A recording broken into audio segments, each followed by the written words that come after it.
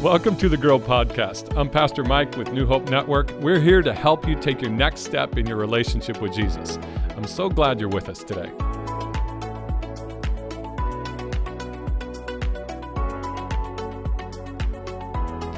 What's up, New Hope family? Welcome back to the Grow Podcast. My name is David. I'm here with Pastor Mike, as always. Hello, Pastor Mike. Hello, David. Welcome to episode 42. I feel like you're kind of extra soft today. This is like the middle of the night DJ radio person.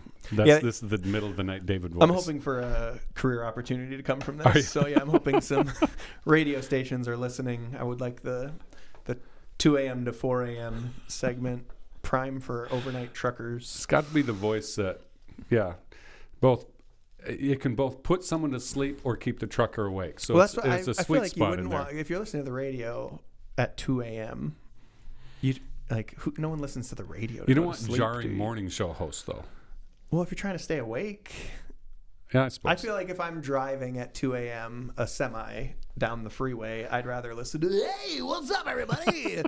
than like, that was hello, a new voice for David. Welcome to the Grow Podcast. And then I just fall asleep listening. How did we get on listening this? To you? You brought it up. I'm going to. Oh, I did. Blame me for that. Did you say episode 42? I did say episode 42. It is episode 42. Yeah, we're getting closer to 50. Yes. Pastor Mike has requested questions. Yes. I have requested you send me the questions because I would rather surprise Pastor Mike with said questions. Are there boundaries to the questions here? No. I mean, I will pre-read the questions. You'll screen them? So okay. I am the boundary for the questions, I guess. So in other words, there are no boundaries for these questions. There are no boundaries, but let's just say if yours doesn't get read, you'll know why. Or at least you should know why. But yes, email them to me, David, at newhopewilliston.com, or to Pastor Mike, pastor.mike@newhopewilliston.com. Okay. And we would love to answer your question. You could leave a comment with your question as well. There you go. Anything like that. But yeah, we're hoping for episode 50 to do a fun question and answer.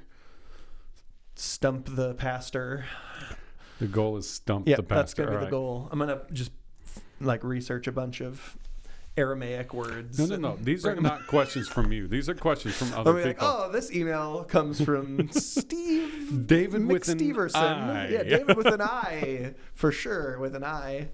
And then it'll be some crazy Aramaic word, and I'll ask you to conjugate it for me. Can you tell, by the way, that this is after our Easter weekend kind of whatever yes. podcast? If you're joining us day one, Monday, which, by the way, the new podcasts always post on Monday. So make sure that you subscribe so you get those. You can always find us on Apple Podcasts, Spotify, and the video one is on YouTube, which I recommend, because why wouldn't you want to look at Pastor Mike while he's talking? I can think of many reasons. If you are only listening to the audio podcast right now, you would not know that Pastor Mike is wearing two-toned glasses. 2 different colors. Oh, okay. 2-tone. Yeah. Okay. So, yes, if no other reason, the video podcast is worth it for that. But I'm not sure that makes it worth it. Check us out on YouTube for that. But yes, Easter was yesterday. Or this last Sunday. Last weekend. If you're listening right after.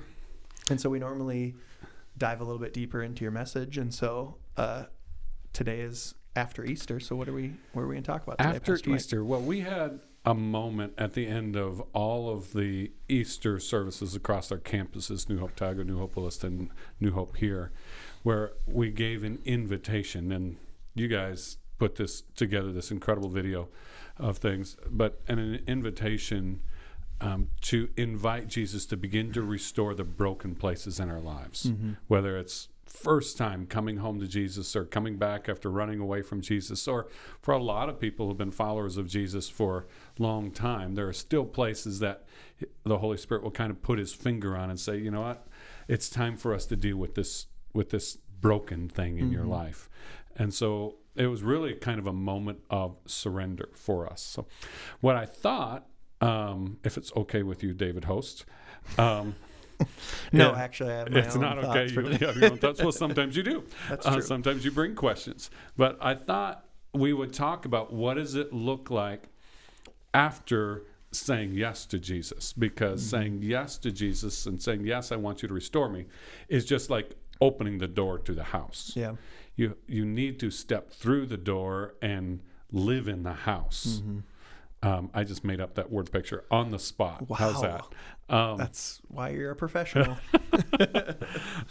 And one of the scriptures we used for at the very end of the Easter message was out of Ephesians, where it says, God saved you by his grace when you believed. So those of you who are listening who came into a relationship with Jesus for the first time, you need to know right off the top that you are forgiven and God did save you when you first believed. Yeah.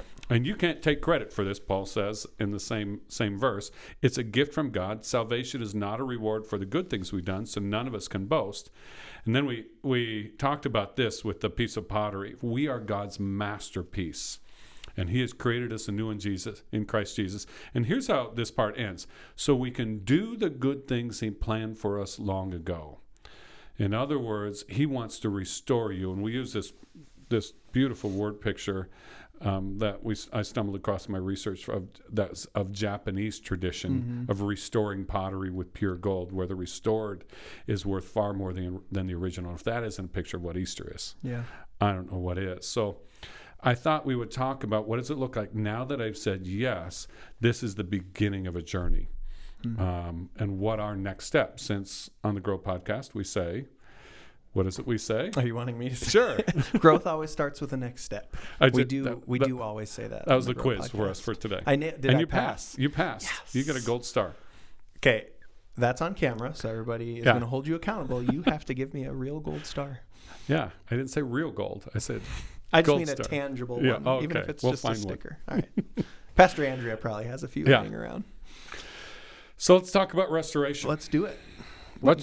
And I didn't set you up for this, so this might be dangerous. So I might.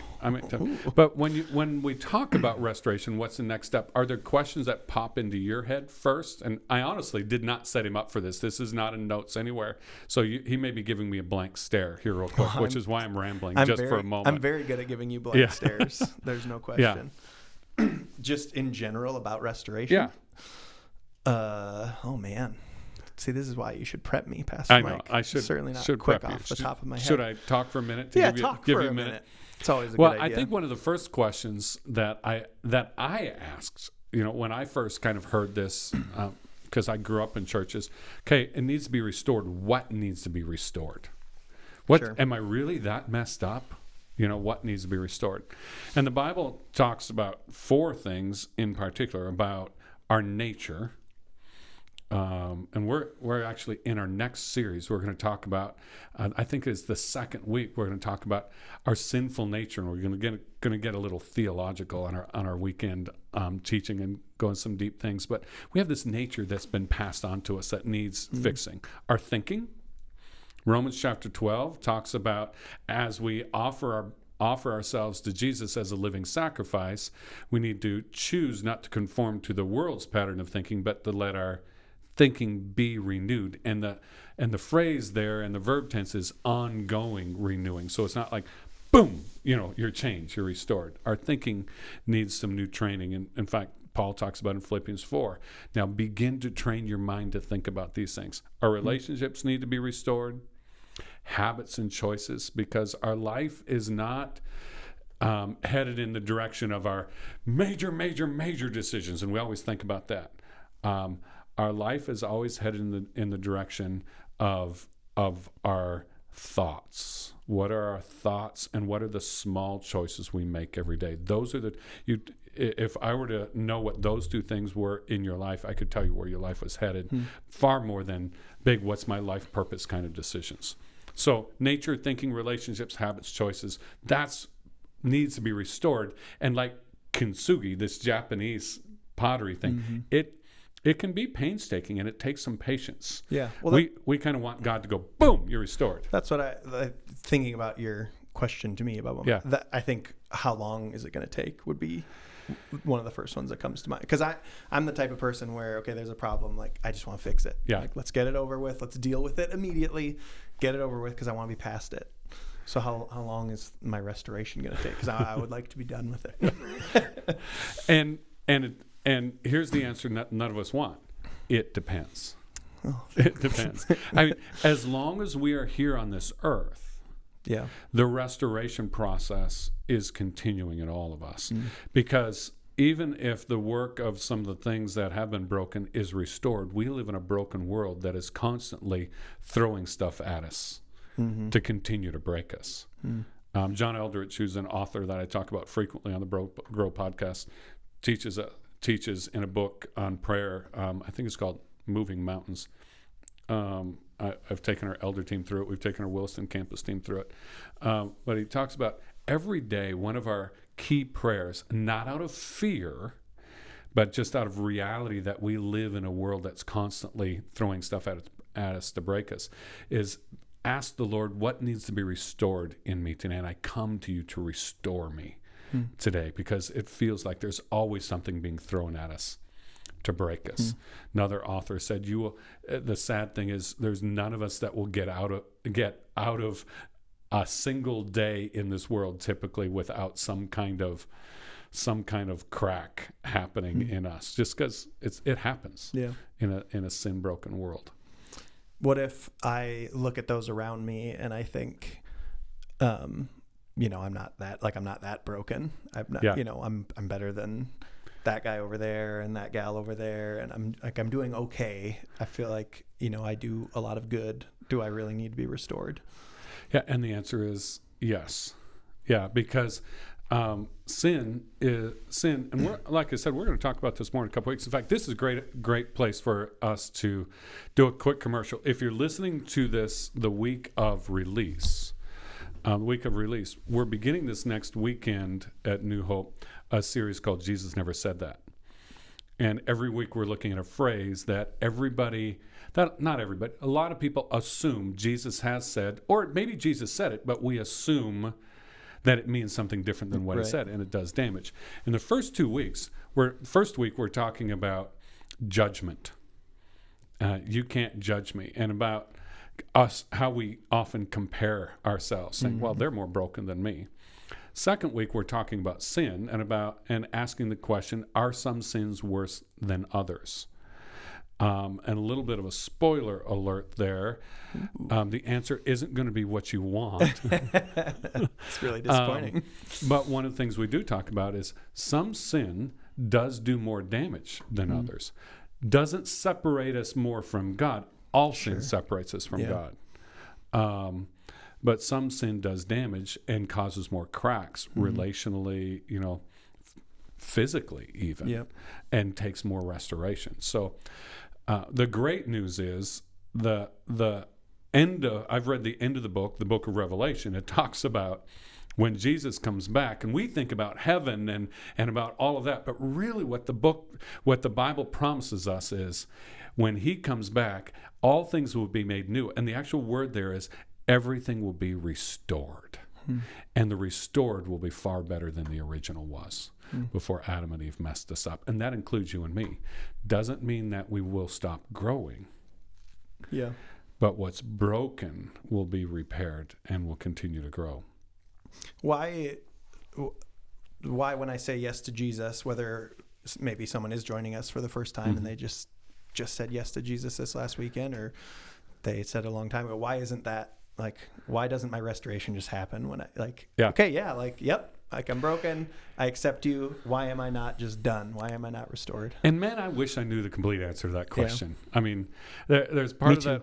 Yeah, there's part of that answer that I want to ask him and say, okay, if the goal was to restore us, why didn't you just wait for us to say yes? And as soon as we say yes, it's like, bam, it's done. Yeah. When I understand who God is, he always does things the right and best way. So restoring, if it takes more time, obviously that's the right and best way because that's who God is. Yeah. I think another part of this is, and this is the amazing part. So when he originally created Adam and Eve, before Adam and Eve entered into the world, or brought sin into the world, they were commissioned with imagine this, partnering with God to rule and oversee and steward and superintend the universe along with him. I mean, it's an amazing thing. Yeah. Well, that commission didn't end. He still wants us, and he created us to partner with him. Now, with sin entered into the picture, he's inviting us to be part of the restoration. So, if his only goal was to forgive us and get us restored, as soon as we said yes, he'd be like, all right, you're done, you're going to heaven, before you can screw it up again, which, I do, and so do you. Yeah. But part of that is we enter into the process of, like Romans 12:2 talks about, the renewing of our mind. And along with that, what's he do? He invites us to be a disciple. And part of being a disciple is not only to follow in his footsteps to become like him, but to invite others to enter in too. So we're now partners with him in the kingdom, and we have the authority and influence and the mission of the kingdom. So we get to be part of the restoration of other people's lives. We don't cause the change, but we get to invite them into it and watch as he does it. That's cool. I have sort of a weird question based on something you just said. Okay. And then I'll get back to a more serious one. If, when we said yes to Jesus, he did just pluck us off the planet, Elijah style, and bring us to heaven, do you think evangelism would be harder or easier if every time someone said yes to Jesus, maybe he left a couple people down here to evangelize, but everybody else that said yes, boy, they're just gone. You'd want to say it'd be easier because everybody's like, "Oh, is this? Yeah, is that obvious. something's real, right? Yeah, boom. Unless there was no explanation for it, right? It's like, it's also terrifying. Oh, and what happened to Carl? All of the weird explanations and conspiracy theories that are crazy. out there today. It's like, did they all just get sent to Area 51? Kind of thing. Was this aliens and not God? You can hear it, can't you? Oh, you can hear the 100%. radio talk shows. That once they say yes to Jesus, I mean, they just disappear. What's really happening? There would definitely be some alien conspiracies. What's the force behind the government really doing? You can hear all those things. Boy, we just went dark that fast. Here's a more meaningful question. So all of that we've talked about, other than the weird alien part, then how do we go about letting Jesus restore us? Mm-hmm. And we've talked a lot about this. So really, it's not. This is the theme of what we talk about at the podcast. We get into some nonsense and some things, but every week our goal is to talk about God always has a next step for you. Yep. And that's the restoration. And there's all kinds of tools that we talk about. It's not like we have to use every tool all the time. Sure. So I've got a workshop in my backyard, and it's not like, it's impossible for me to go out and say, I'm going to use all of these tools all at the same time. I would lose fingers and toes, You have to use, and I'm not an expert in my workshop. So one of the things I'm learning is to learn what's the right tool for the right time.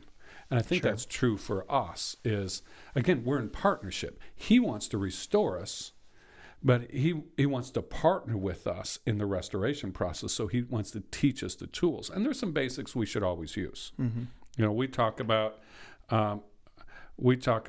having a daily conversation and prayer with God. We just talked about this with John Elders, asking him to restore you daily. Not out of fear of, what did I do to screw things up? But just the recognition that I live in a world that it's constantly trying to break me. Mm-hmm. So learning and growing in conversation and in prayer. Prayer is the business of the church. It's it's the primary way work gets done spiritually and spiritual authority. And I'm still learning that, if I'm real honest, after 48 years of being a follower of Jesus. Yeah, do the math on that one. I can see it in your head. I think the second thing for us, and we talk about this a lot, and I just kind of refer to this, is make sure you're filling your mind. This isn't brainwashing, okay? But your life is always headed in the direction of your strongest thoughts. Mm-hmm. Always head in the direction of your strongest thoughts. I don't know who said that first. I'm going to give Craig Rochelle credit for that because that's where I've heard it most recently. You pointed at me. I thought you were going to give me credit. Yeah, sure. I'll give you credit for that. I'll take that. But what are you doing to fill your mind with truth? So make sure, if you're in the process of being restored, to fill your mind with the right tools. So regular Bible teaching. It isn't once every 8 weeks, but regular Bible teaching and Bible teaching. Not good feeling, not power of positive thinking teaching. I think a daily time And if you miss a day, it's not something to beat yourself up with, but a daily time of feeding your mind and your spirit with God's word. Have a reading plan of some kind. And I think probably, and man, I'm becoming stronger in my belief of this. Have people to process God's word with. Mm-hmm.